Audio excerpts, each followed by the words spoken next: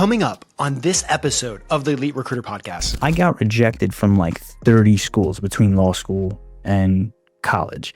I ended up becoming a JD MBA SBU prosecutor, now Associate General Counsel and Business Development Leader here at PMY, where you wouldn't expect the trajectory of someone who's diagnosed with learning disabilities, reading comprehension issues, critical thinking skills to be able to communicate in a way that I can actually articulate my thoughts, feelings, and emotions and justify my actions.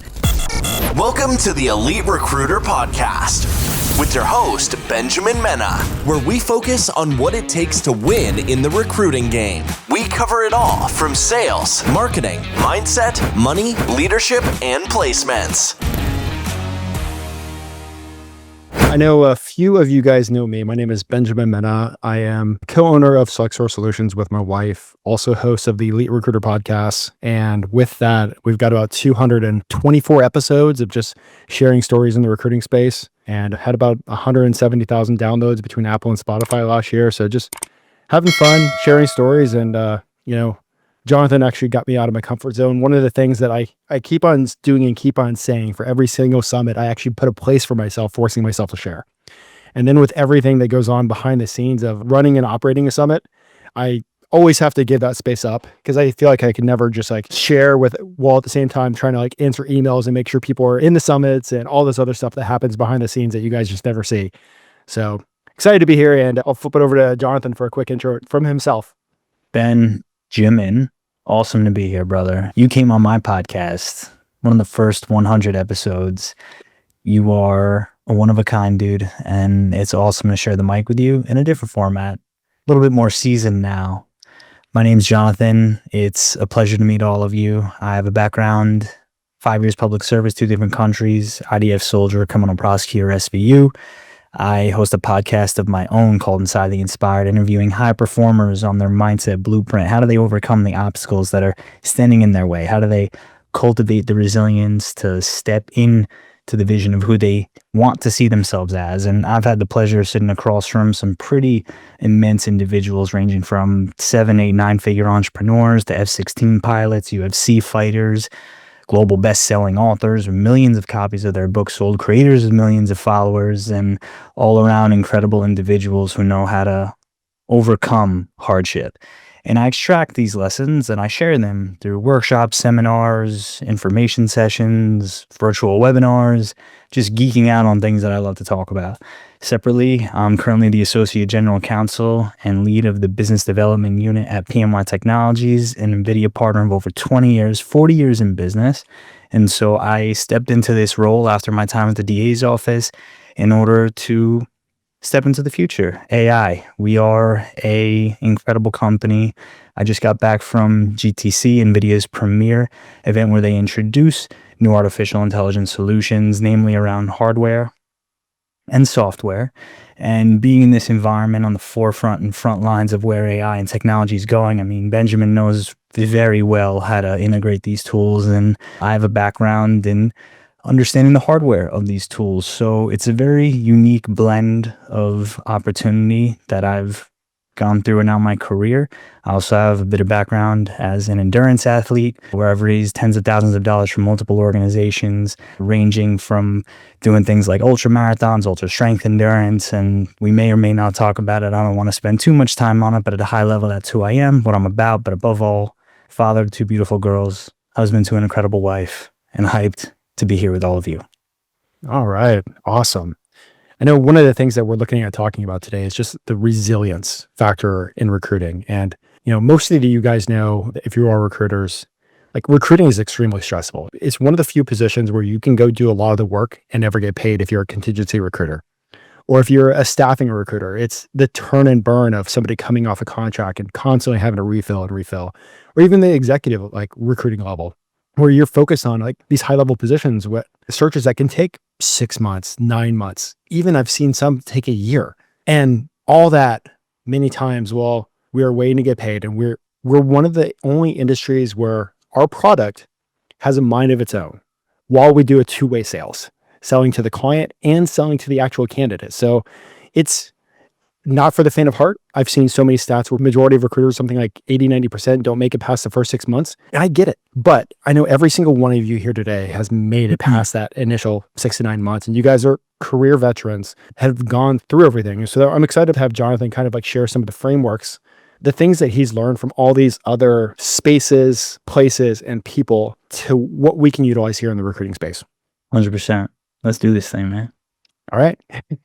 So real quick, as we get started, resilience, what is your definition of it? What I thought resilience was and what I've come to learn resilience is are two different things. There's a conventional wisdom of adaptability, bouncing back from failure. But then there's this new age definition that I'm on a mission to refine and educate and inspire about. I came across this definition initially from a ultra endurance athlete named Ross Edgley, who's done crazy things like swim around Great Britain in 6 months without ever setting foot on land, 6 hours on, 6 hours off, and do a few other wild endurance events in that same spirit. And he defines resilience as suffering strategically managed. And when I first heard that definition, it was pretty eye-opening because naturally I was like, what does that even mean? But then as I came to learn through my experience as an attorney, sometimes the definition is wrapped up in the word. And so as I came to understand what it would mean through my own experience, suffering strategically managed, it's about breaking things down into manageable steps. So instead of looking at a challenge as this great big undertaking, you can break it down into little steps at a time, and then those little steps compound to eventually get you to that outcome that you're trying to achieve. And so resilience is about managing that suffering accordingly. I was listening to Kobe Bryant this morning in an interview from 4 years ago. Sometimes I like to do that when I train. I just find that in the background. I don't like to listen to music anymore, but sometimes having something motivational, inspiring, like the late great Kobe, helps me level set. And so he was talking about how it's not about the actual ups and downs of the day to day, but the figuring out of things that carries weight. And so if you don't spend too much time being too high, being too low, but instead managing your experience across the board with a bigger focus on the bigger picture, then it's easier to manage the steps accordingly. So one example I'll give, however relatable or unrelatable this is, I recently did a 58-mile ultra marathon in September. And, it sounds like a lot, but I didn't look at it as a lot. I looked at it like, hey, if I could just do 1 mile, I could get to 2. If I could do 2, I can get to 5. If I could do 5, I can get to 10. And then it just became a series of moments. And then when things became really super unbearable, it was about how do I break down from mile 40 to 40 and a half, to 41, eventually 45, eventually 50, eventually I completed it.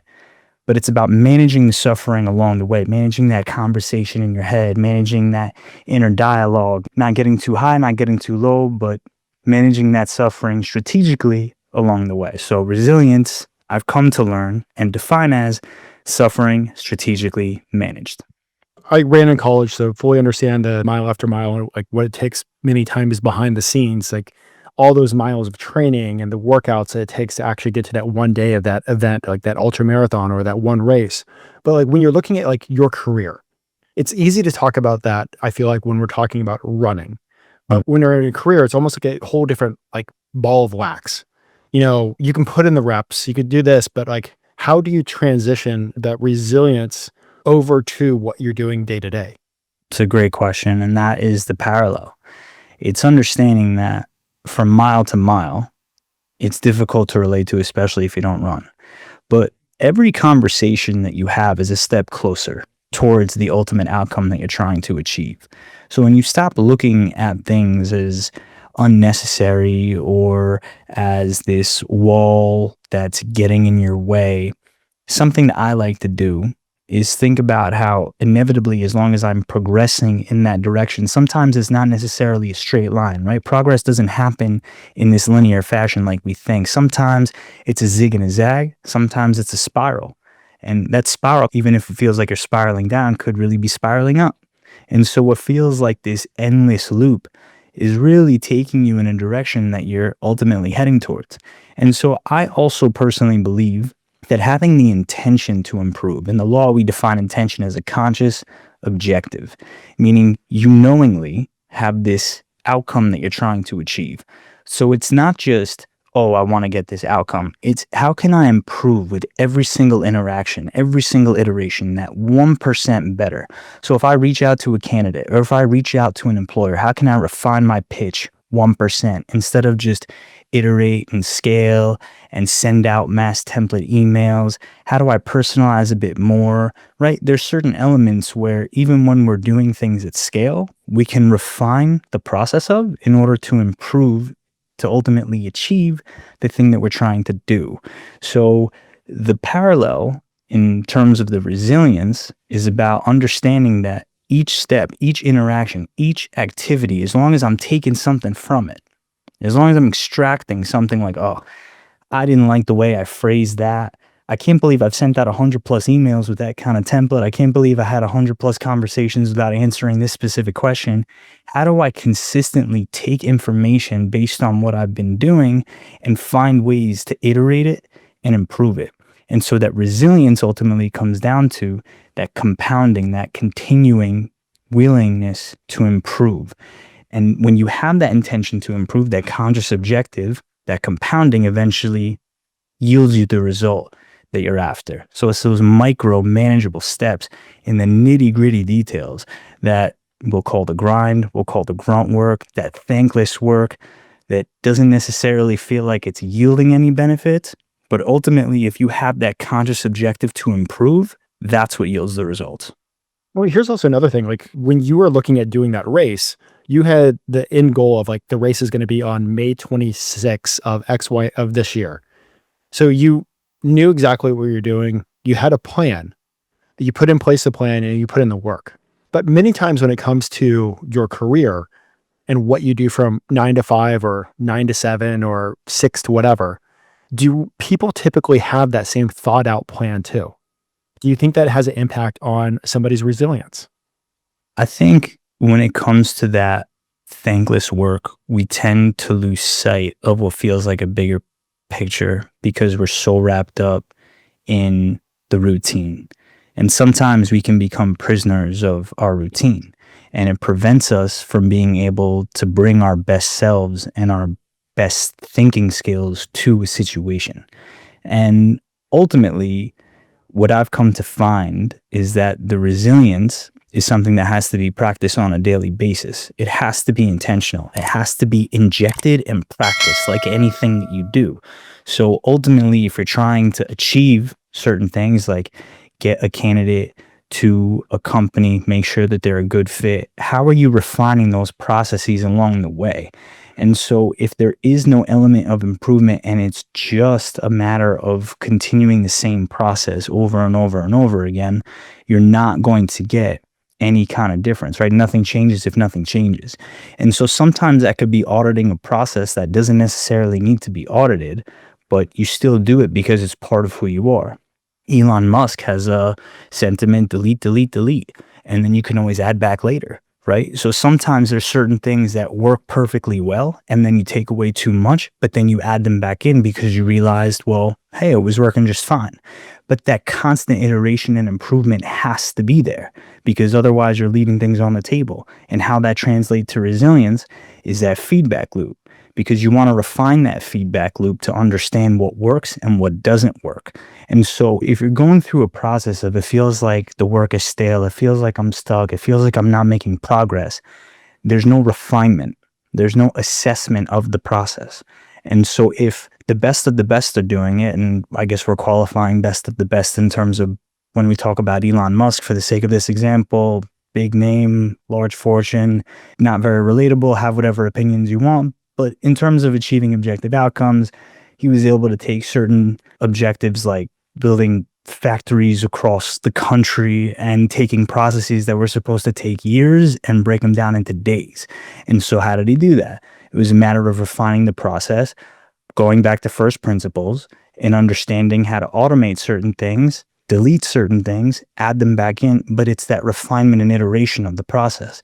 And so when you're lost in your day-to-day potentially, or you feel like everything's kind of not going according to the plan like you hope or think that it would, resilience is about that adaptability.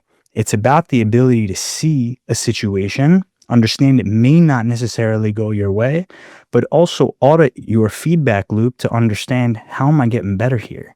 How can I inject an objective lens onto my thinking and onto my output in a way that allows me to improve? And even though today I may not necessarily see the outcome I'm trying to, maybe tomorrow, maybe in a week, maybe in 3 months, but having a longer term time horizon is also a big part of it. So, I want to go to the Kobe Bryant example where he's sitting there on the court working, practicing all the time. But, outside of his opponents, the court is a pretty controlled atmosphere, a controlled area. Mm. When it comes to a career in recruiting, like there are ups and downs with the economy. Like perfect example, I remember when I first started in recruiting back in 2006, I got dropped into the construction industry, which was going gangbuster in Florida. Then all of a sudden, it almost felt like overnight, the entire industry got demolished. Like everybody, all my contractors got laid off.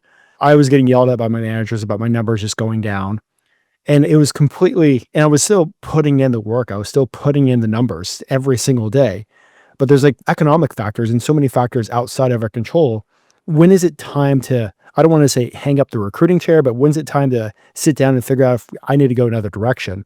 Because of those outside factors and because I'm getting hit so much, even though I've been putting in the work day in and day out and not seeing the results. I pose a similar question to Sahil Bloom, who, if you don't know Sahil Bloom, he's one of the biggest creators on the internet, and he's got a background in private equity. He's mentored by the likes of Tim Cook and so forth. You can imagine a network that starts with Tim Cook writing a testimonial to your 5-time New York Times best-selling book. And this question is, I'll give you his kind of feedback and my own. Because it's the same thing in any endeavor, right? How do you know when it's time, if you're not getting any market validation, how do you know that it's time to go in a different direction? And he used the metaphor of, if you're tapping on the wall at the same point and the goal is to break the wall down, well, maybe you've been doing it too long and you need to find another point on the wall to tap so you could try a different strategy and break the wall that way. And then continually figure out a different place to tap until you find that breaking point in the wall till it inevitably breaks down and you break through. Based on the control aspect that you're talking about, it's important to focus on what you can control. You can't control the economy.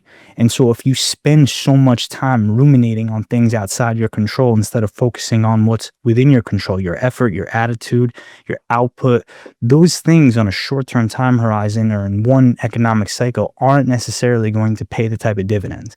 I had to work at this company for 4 years before I was closing 7-8-figure million-dollar deals, And that is a testament to showing up for years before I'm able to get that kind of output, where all of a sudden it looks like overnight success, but I can't tell you how many hundreds of thousands of emails I sent or calls that I made or conversations I had that felt like they were going somewhere only to end up in a different direction.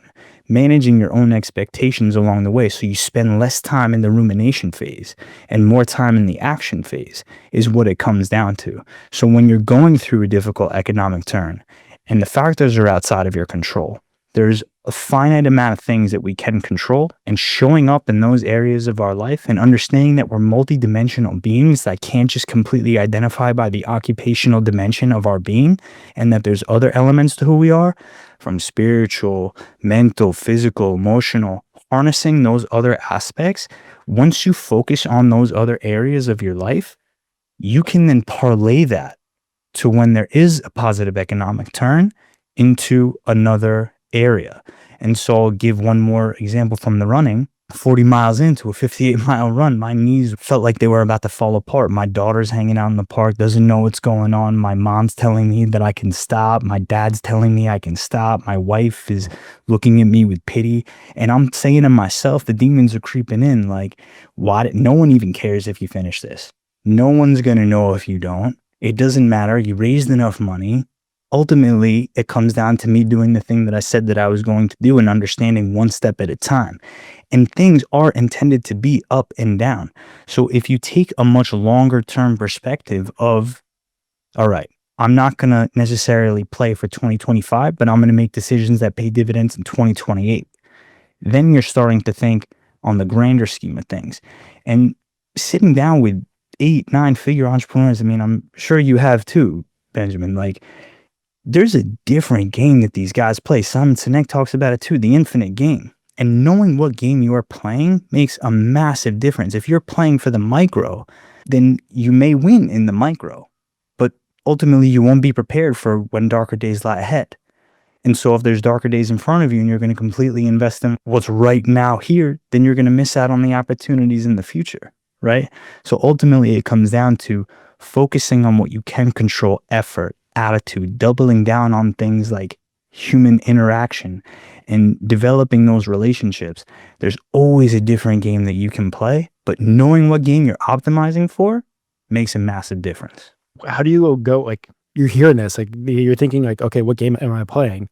How do you actually start looking at figuring out how to play a bigger game? I mean, ultimately it comes down to a vision. It comes down to what you see for yourself across multiple dimensions of your life. Well, well-being is something that I talk a healthy amount about when I lecture judges, attorneys, or students, and they come to these seminars, and the seminar is called The Art of Overcoming Setbacks. And most of us tie our identity up in our occupational being, and we leave out those other elements.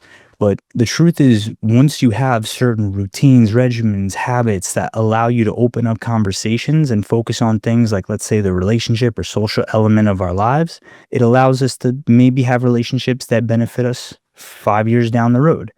Giving without expectation, doing things because it's the right thing to do. So it starts with having a vision of your life. How do you want to hold yourself out in the world? What type of values does that person uphold? What type of behaviors does that person engage in? And understanding that vision, a dream life, if you will. There's a concept of chasing perfect days, where if you write out your perfect day and then you circle how many of those things you can do on a daily basis, you realize like, hey, I've been kind of missing out on this opportunity to have that perfect cup of coffee, a walk with my spouse, a quick 20-minute workout, time with my kids, or just watch my favorite movie or TV show, and do that on a daily basis. But also understanding the seasonal element of things that ultimately balance in this whole idea of thinking that we're going to achieve it in the micros a lie. And if we have more of a macro approach to balance, that helps us clarify our vision. So instead of trying to have this perfectly balanced day that optimizes our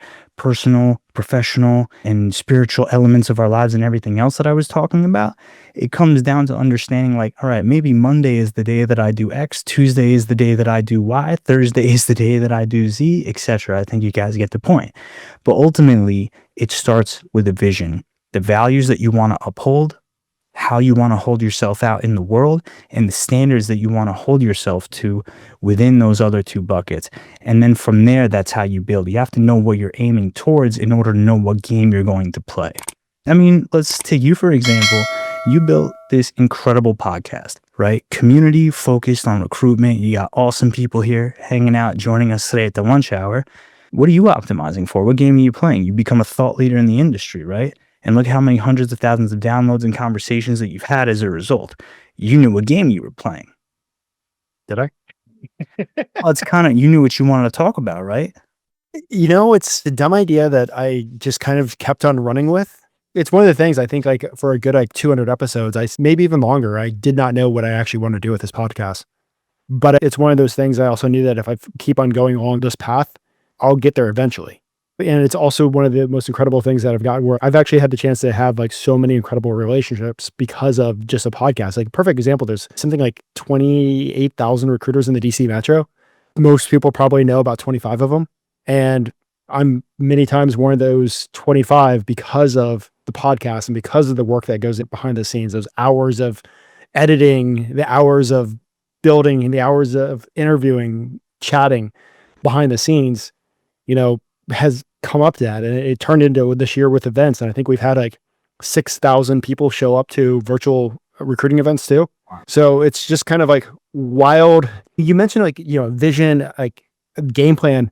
I don't know if I actually knew where the vision was going to go, or the game plan. I just knew that there was a path in front of me that if I just put every single step forward, I knew I'd get to a place eventually where I could find out, where I'm still discovering where to find out. But at the same time, you know, as a podcaster, like, it's a lot of like quiet days and quiet hours to get all that put together.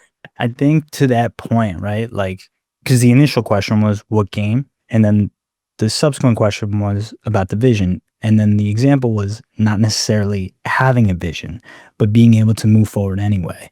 And I think that directional certainty can get you towards the vision. It's understanding that you don't have to have all the details lined out.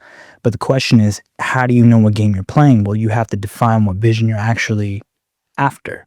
And the way that you can define that vision is by understanding the kind of avatar that you want to be, or the kind of character that you want to be in this world, right? Do you want to be someone who wakes up at a certain hour? Do you want to be someone who has a certain type of relationship capital? Do you want to be someone who has a certain ability to generate a certain amount of wealth? Like, it just depends on what you're optimizing for.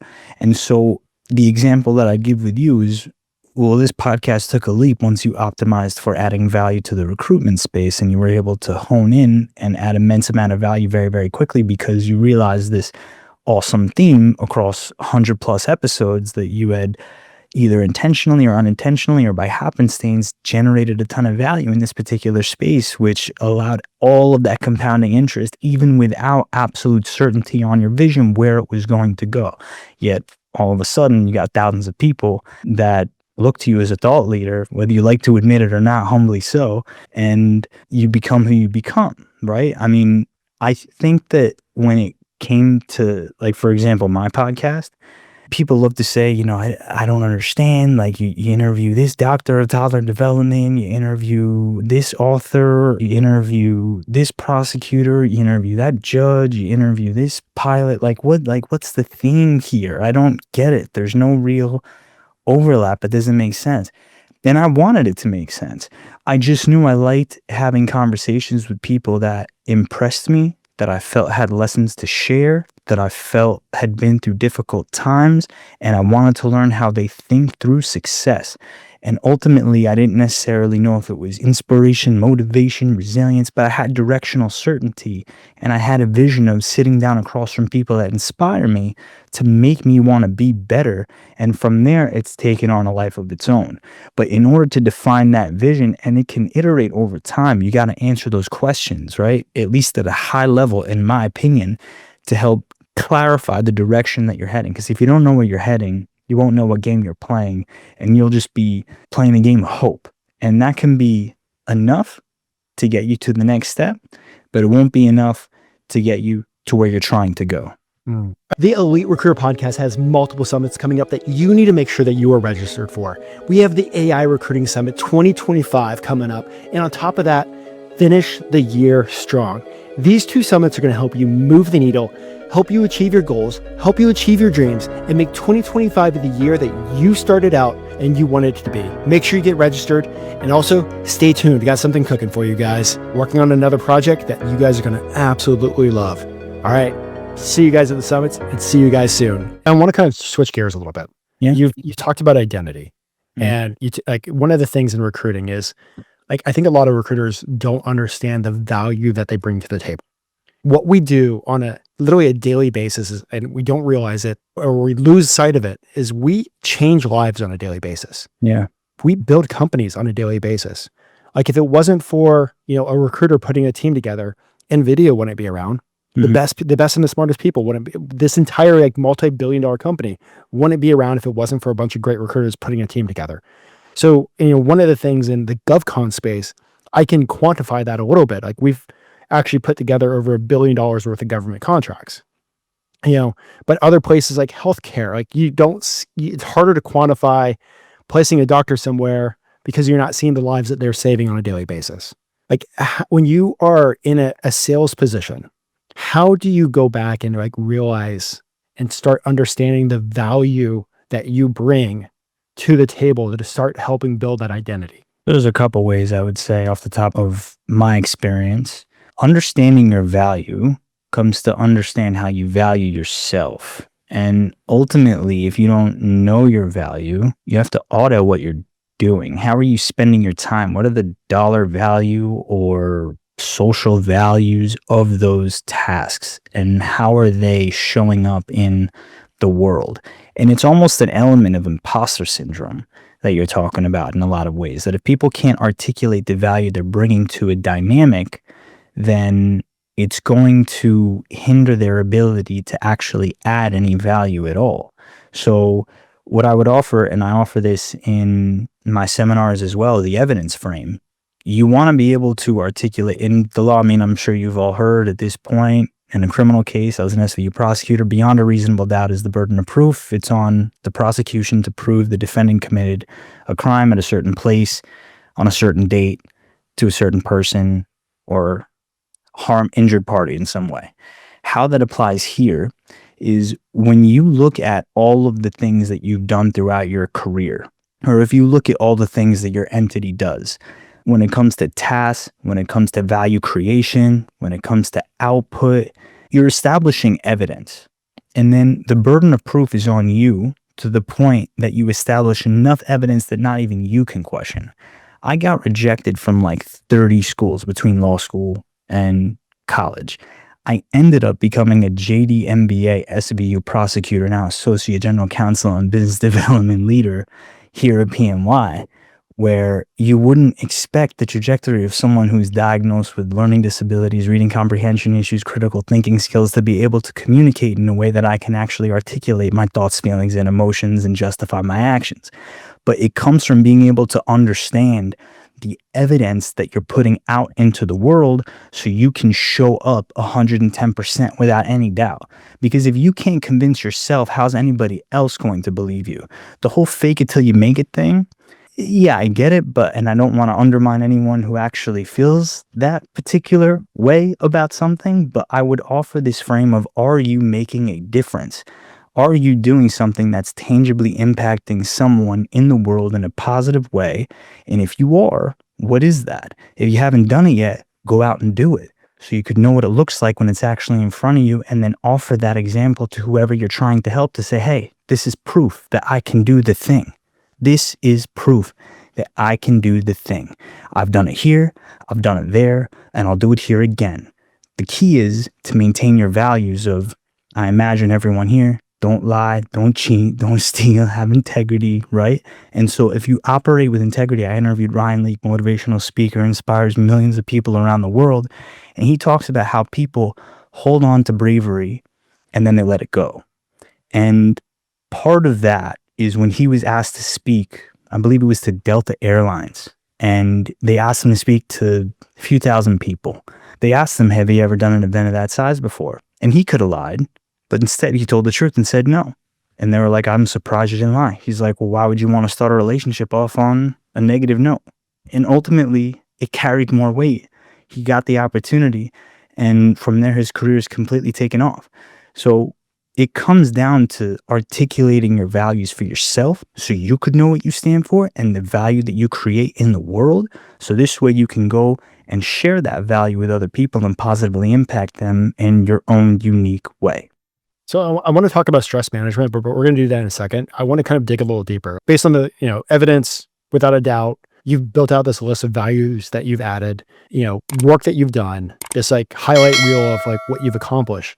But one of the, I was listening to an audiobook from Kendra Hall called Stories That Stick. And one of the things that she talks about is the internal dialogues and the stories that you have on a daily basis. Because, I think we only listen to like 10% of like, what happens out there, but the rest of the 90% of the dialogue that we deal with on a daily basis is just us. And so many of us, there's like one or two stories that we just hang on to that has a huge impact on the entire career that we have. I remember one of the first times when I first got an offer for a recruiting position, somebody in my family actually said, don't take it. It's a sales job. We're menas. We suck at sales. And it wasn't until about 17 years later, I realized how that a little bit of story, that little bit of like that quick 15 seconds from a family member probably has taken away millions of dollars in revenue from me, because I just I'm not the salesperson. I'm not the sales guy. I'll do the recruiting, but when it comes to recruiting, to make the money, you have to specialize and become great in client acquisition, client development, client empowerment, and the influence on candidates and clients, which is sales. But that little line, I played to myself over and over and over for years. How do you rewrite those internal dialogues on top of everything that you've already talked about? Great question, man. The quality of your life is going to be determined by the stories that you tell yourself. And you could tell yourself that you're a person who can't and you won't. You could tell yourself that you're a person who can and you will. What you're talking about right there, and the example that you gave, is you being the generational inflection point for your family. And I know this because I experienced it too. I've become this endurance athlete in a family full of people who have different types of health issues, who have a long family history of, you name it, there's some element of it in my family. And I was told for the longest time, whether I couldn't jump over a rope or got cut from every team that I tried out for, and even when I did make a team, I rode the bench the entire time, that now I've become this endurance athlete. But I used to tell myself that I couldn't play sports. I'm not good enough. And the same thing with school. You got all these institutions telling me that I am not qualified. Learning specialist. I remember my college counselor told me in front of my parents, your parents are going to have to buy a building if you want to get in to Muhlenberg College. She laughed. I still hear her laugh audibly in my head. Not every day, but every so often. And that's not necessarily what motivates me. I've gotten over that. But I just decided to tell myself a different story. I decided to pick up books and start reading to the point I didn't have any more reading comprehension issues. I wanted to pass the bar without any tutors or help, not because there's anything wrong with that, but because I was telling myself a story that I needed a tutor in order to do well on an exam. And then one day in law school, I remember teaching my tutor things that I was learning. And I remember when I was studying for the bar, they walked in because they didn't pass. And that just created this new frame for me to consider. It's not a knock on them and it's not a testament to me. It's a testament to you're going to be and live a life based on the quality of the story that you tell yourself. And if you decide to tell yourself a story that you're somebody who's not able or capable or this is what it's been and therefore it can't, there's probabilities in life. There's patterns and it's on you to pattern interrupt. Having extreme ownership of your decisions, good, bad, or indifferent, recognizing the conditioning of your life, and deciding to take a different turn, that's your responsibility. And it can't be put into someone else's hand. Power follows blame. If you point the finger at someone else, you're going to give them the power. If you point the finger at yourself and you decide that this is on you, right? Poor economic turn. How am I going to optimize? Well, maybe you can't optimize for revenue, but you could optimize for relationship capital. You could optimize for changing the processes in your business. You can optimize for other areas that you're not performing as well on historically, so you could figure out where your weaknesses are so you could turn them into strengths, and constantly auditing your feedback loop to say, how can I iterate, improve, and probably in your case, Benjamin, automate. But in my experience, based on being someone who couldn't make a team, run a mile, lift a weight, get into college, get into law school, even one DA's office called me back. But then I became one of the best SVU prosecutors in my division because I stayed and I did the work. I told myself a different story. I always told myself all I need is a shot. All I need is a chance. And I'm not the only one. There's so many stories like me that accomplish even greater feats than me. I'm just one example. And that's kind of the point. That if someone like me who couldn't get into school, who couldn't jump over a rope, who couldn't make a team, who had shoulder surgery and was told he wouldn't be able to do a single pull-up, a couple years ago I raised $20,000 for doing 1,000. One kid got up out of his wheelchair during that feat, and I lifted him up to do a pull-up because he thought that he could. If a kid in a wheelchair didn't think that a pull-up bar was going to hold him back, showing everyone that he could do a pull-up, why would that stop anybody else from doing anything that they want? Having that blind naivete, being bold enough to say, I'm going to tell myself a different story, that's what it's about. That's how you pattern interrupt. That's how you change the trajectory of your life. Love that. And I want to talk about stress management. Doing anything where you're grinding it out, it gets hard, it gets stressful. And I know there's a lot of avenues. What's the proper framework for relieving the stress and not jumping into vices? There's a great episode on my podcast that I recorded with Dr. Michael Gervais, sports psychologist, coaches, Olympians, UFC fighters, Super Bowl champions, one of the smartest guys I've ever had the opportunity to sit across. And he talks about this stress management ecosystem. And there's different pillars to it. I'll leave that as the hook so you could go check out the episode because it's well worth it, because it's all about how to stay calm, how to manage your thoughts, feelings, emotions, actions, and behaviors. But ultimately recognizing that the name of it, stress management, is not stress elimination. It's understanding that managing stress, suffering strategically managed, having that resilience is about leveraging that ecosystem. Simple things that tend to be a bit glorified, like journaling or gratitude.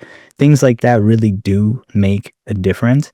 But that conversation that you have with yourself, that voice, something that really helped me understand myself was that voice, those demons, those gremlins, was recognizing where I'm self-sabotaging through procrastination, through perfectionism, that those are all different forms of self-sabotage, but also recognizing that that inner critic is trying to keep me safe. Jonathan, don't run a second mile because it's too cold outside. Jonathan, don't apply for that opportunity because it's better if you don't. It's just safer for you if you don't. Jonathan, you're not meant to go to law school. It's okay. You shouldn't stand up in front of people and talk about the things that have happened to you because no one cares. And you'll just be safer if you stay at home and watch your favorite TV shows. Jonathan, if you just play it safe, it'll be okay. I don't want things to be okay. I don't need things to be okay. And so a big part of stress management is recognizing that ambition scales. So as you want to accomplish more, your problems are going to grow proportionally. And so how you go about cultivating that resilience is recognizing that when those problems happen, well, you want to be great. What'd you think was going to happen? You asked for this. You literally wanted this.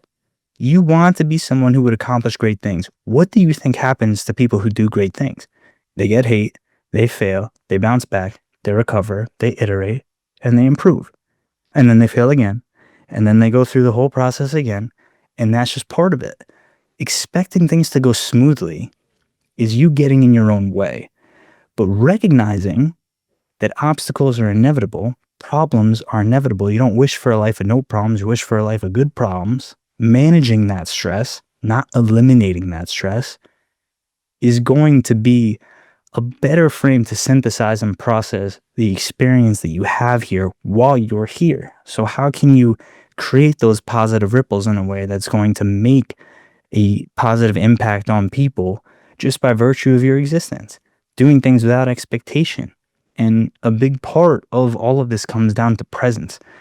Doing the thing when it's in front of you, not thinking about what was or what could be. I worked with victims of domestic violence for 3 years in Bronx County, and trauma comes up quite a lot. And I read a phenomenal book called The Body Keeps the Score by Dr. Bessel van der Kolk. And it's like a textbook. It took me like over a month to read, and I still go back to it regularly.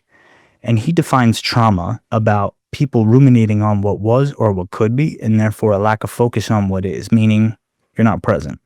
And so if you can cultivate presence in your life by eliminating distractions, no headphones, and this is not meant to sound self-righteous, but something that I like to do is not look at my phone for the first 30 minutes of the day.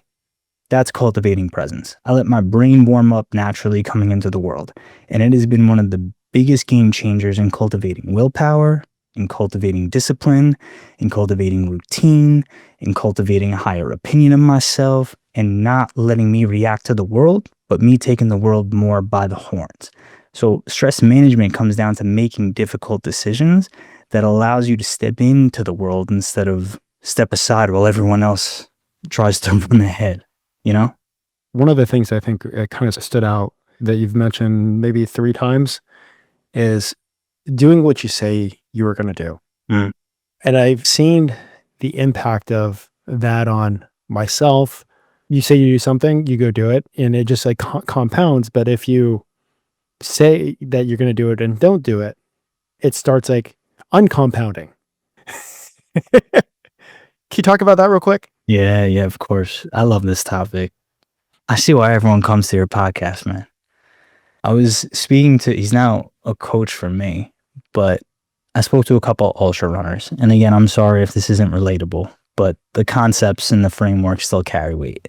Doing what you say you're going to do is such a badass quality. It's just a cool thing to do. If you say you're going to do something and you do it, it's proof. It's a little win. And simple things like, I said I'm going to pick up my kids on time at school. I'm going to go make sure I'm there on time. I said that I'm going to commit to do this podcast with Benjamin.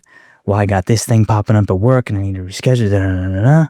No, I gave my word. I'm going to do the thing. It's a matter of following through with the things that you say that you're going to do. That's what builds confidence. That's what builds commitment. That builds reputation. That builds character. And that allows you to acquire experience. And through experience, you can impact more people. You can have a positive impact on yourself. It's a matter of taking yourself seriously. And so simple things. And you learn over time where you overcommit, you undercommit, and you kind of have to have that honest conversation with yourself about that. And it's a bit of a separate conversation. But doing what you say you're going to do is such a badass quality. And that is like the coolest thing I've ever heard. It's just one of these things that if you focus on keeping your word to yourself, everything gets better. And so if you say you're not going to drink, or if you say you're not going to indulge in whatever the immediate gratification is, and you learn how to delay the gratification, you learn how to build a higher opinion of yourself. And then the confidence comes through the repetition, right? To your point, the compounding of it. And so that resilience is a matter of, wait.